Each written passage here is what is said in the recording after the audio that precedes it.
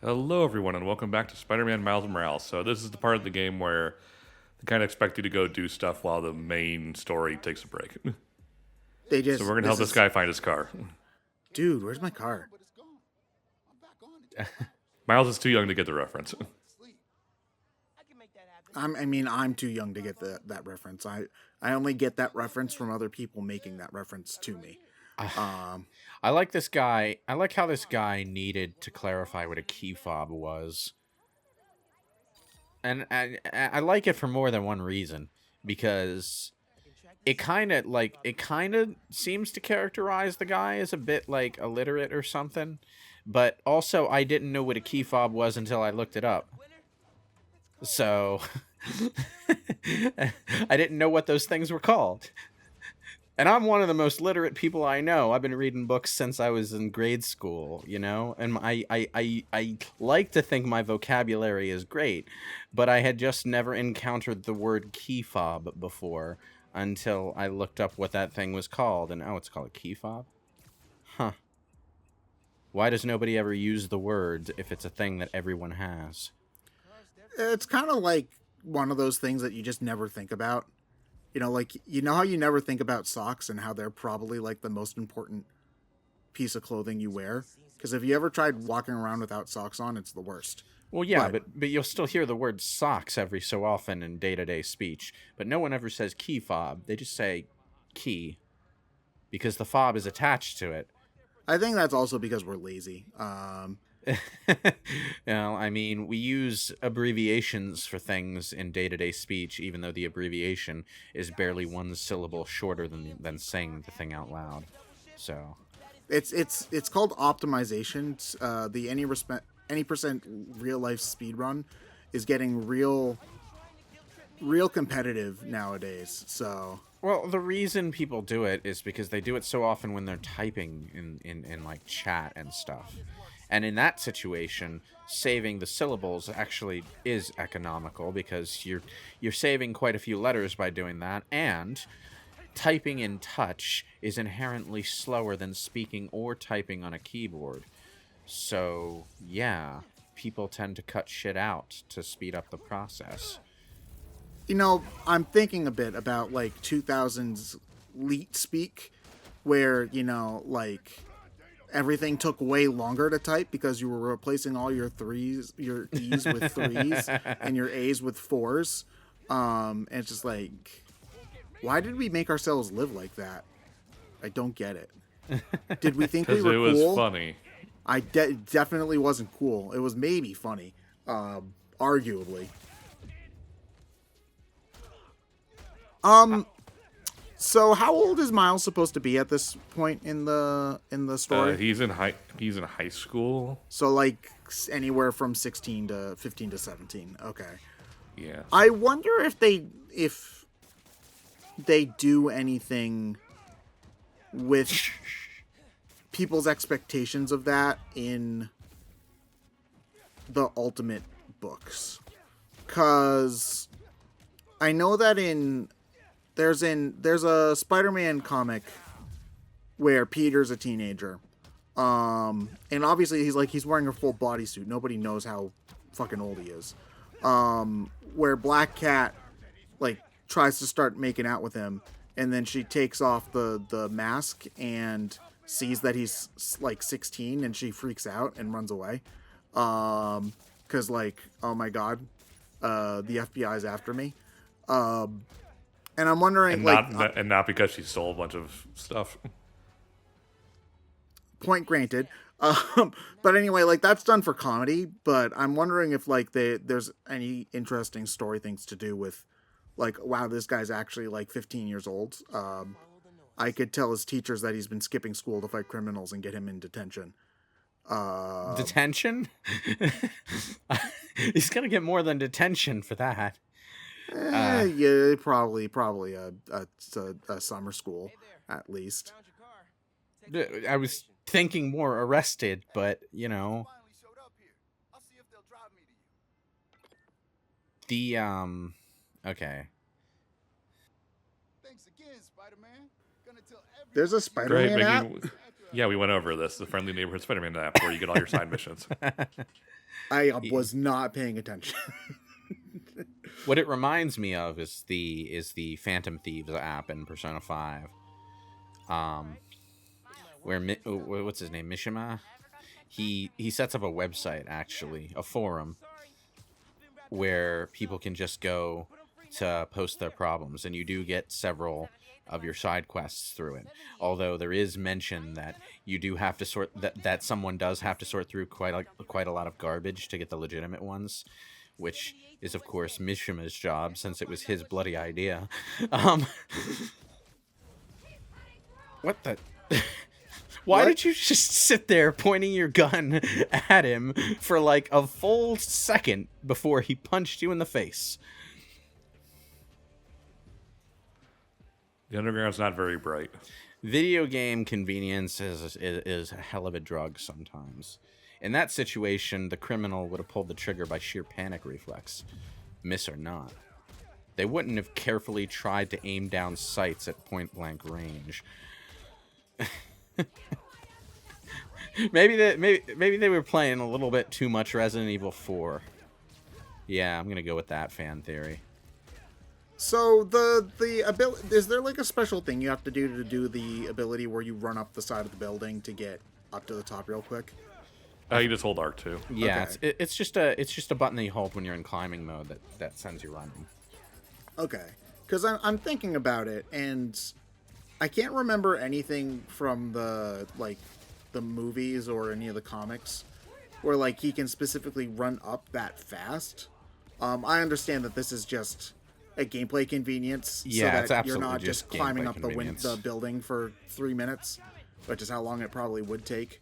But you know, Well, I mean, it's not a completely off-base power, though, given Spider-Man's super strength and the fact that his hands and feet stick to things. It is conceivably possible that he could run up a building, given us enough of a start. it does. And- Yeah, it's not. I'm not like saying, oh, it's inaccurate to the lore. I'm more just thinking it feels very Superman. You know, like if there were ever a competent Superman game, there would be an up and away button to get up to the sky really quickly. Well, it you know? was more of a Flash thing. I mean, actually, if you're playing DC Universe Online, you play as the agility hero for your power base. Running up buildings is something that you're going to be doing instead of flying. Oh, so sorry, I'm not being entirely clear. I'm more thinking like a way to instantly get a lot of vertical Oh yeah, height instantly. It feels more like a Superman be able to do that wherever you want kind of thing. yeah. Only Spider-Man's not Superman, so you need to be near a building to do it. Spider-Man also isn't typically in a video game, so he doesn't really often have reason to want to shoot straight up like a rocket. Yeah. Also, comic books you can just cut to when he's already swinging. Yeah. And like there's not as much dramatic things to be doing with him climbing up the side of a building. So even though that's like probably the most spider-like thing he does is like when he's like actually like climbing up the side of a building. Now that I'm thinking about it. The thing, I just had an Infamous flashback, and it's for the most minor fucking shit, because New York gas station, the gas stations in Infamous are something you need to be extremely careful around, because you're shooting electricity from your fingers, and it is extremely easy to blow up the gas stations by accident. If you happen to get into a fight near one, and if you're playing as and Infamous has a karma system, of course, good karma, bad karma. If you're playing as good karma, Cole, you actually do need to avoid collateral damage, because collateral damage leads to innocent deaths, and innocent deaths lead to karma drop. So in Infamous, how hard is it to switch karma back to good once you've gone bad? Because like I assume that like it's very easy to just start being an asshole and killing people for no reason and drop it, but how I don't remember how easy it is to get good karma. I think once you're in good karma, you gain just like a general balance of good karma every time you do pretty much anything. but it's a lot easier to just blow stuff up and get a lot of bad karma. And there is an event later in the game that lets you shoot straight to maximum bad, even if you're good karma. So, well, yeah, because that just is kind of one of these things where it's really easy for people to lose trust in things, but really hard for people to gain trust in something that they thought was dangerous before. The karma isn't about people trusting Cole. It's about his internal mindset. As he gets more negative karma, he starts to become more mutated, like the boss enemies are, and he gains significantly darker powers. His lightning even turns red. It's very light side, dark side. It was a pretty good system, although it did just sort of boil the game down to being an excellent stand-up guy with your superpowers, or, you know, kicking puppies being evil. The game doesn't even pretend otherwise either, because even though the main bad guy is trying to get you to do more ruthless things to make you a more effective hero, the bad Cole ending just has Cole laughing at him and calling him an idiot, basically. Because, you know, he's gone full bad guy. You know, having a nuanced morality system in a video game sounds hard, so we're not gonna do it. Although, having said that, I did like Infamous for the element of you have an incentive to avoid collateral damage, and I'd like to see that. I'd like to see that played with more in superhero games, because I feel like that's something that Spider-Man in particular should be trying to do. So it's interesting. Because Spidey also uses the environment a lot, in order to fight people. Like he will often like throw a trash can at someone, or a sewer grate cover, which you see in the game. And the fights are generally smaller scale with Spidey, because like Spidey among many of the most popular superheroes, like, is still one of the ones that fights normal mooks a lot. It's like him and Batman, basically, where other people, like, you don't see Iron Man fighting a bank robbery too often, because, you know, I think having the laser cannons is a little bit overkill for that. So, like, I feel like the kind of collateral that people talk about with, like, Man of Steel is a little bit less of an issue. Yeah, but I'll definitely I say do that. think that, you know, like, going out of your way not to be destructive is something that, like... I was actually referring to the way in this game you can just punch people off of buildings and the game doesn't even react to the reality of that. I mean, it does try, from what I've seen. Like, when you throw people at a wall and they die, quotation marks, they will stick to the wall instead of, like, just getting a concussion or whatnot. So, like, it does try. I'm sure that if you, like, eventually, like, go back down to where they're supposed to be, if they haven't despawned, they're, like, stuck to something and wiggling or whatever. But, you know, we did last part have somebody fall off a building onto another building onto the ground. So, let's just hope they live in the Three Stooges universe, I guess.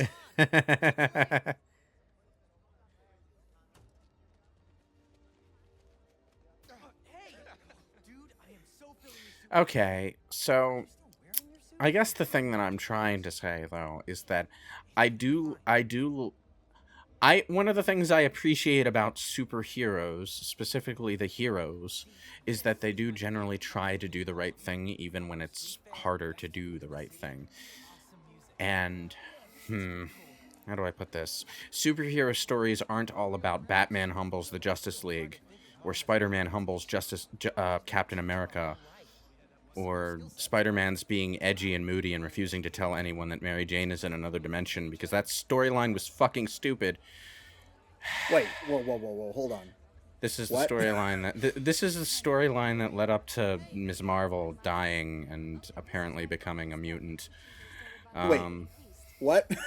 You weren't. You No, weren't. I haven't kept up with comics in years. Okay, I'm surprised you didn't hear about this because people were raging on social media. But, Kamala Khan died in a Spider-Man comic, not a Ms. Marvel comic. What? Apparently, she's a mutant now, not an Inhuman, and that whole situation arose because Spider-Man and Mary Jane got stuck in another dimension, and then Spider-Man got back, but Mary Jane was left behind, and he's panicking because time might be flowing differently in another dimension, so he needs to get it done now. So instead of talking to fucking Captain America about why he's in such a fucking hurry, he just gets into a fucking fight with him and wipes the floor with him because Spider-Man popular. Why not? Yeah, I mean, that's always been the thing with there was this back in the old days, like the old days, like the 60s and 70s. There was this Marvel team up comic, which was basically just Spider-Man and whoever, and Spidey would win basically every time if there was ever a fight. Like if it was Spidey versus the Hulk, Spidey would win, even though Hulk should absolutely wreck Spider-Man in any one-on-one real fight that they have. Like he could maybe like trick him, but I've come to realize that the whole if they had enough prep time they would win argument kind of sucks, considering that if you had the resources a superhero had, if you had literally unlimited prep time, yeah, you better win. If I had unlimited money and time, I could beat Spider-Man. Ooh, spooky. Wait, why are they just literally reusing the Punisher's logo? Okay. I'm gonna call attention to a little bit of a plot hole in this whole scenario. Why would an anti-Sam what's-his-name organization crash an anti-Sam what's-his-name rally? Because they're not very bright. That's a good point. This is like if in Legend of Korra, the fucking Equalists took issue with another band of Equalists that were trying to do the same thing. I mean, infighting does happen, but yeah, that doesn't really make much sense.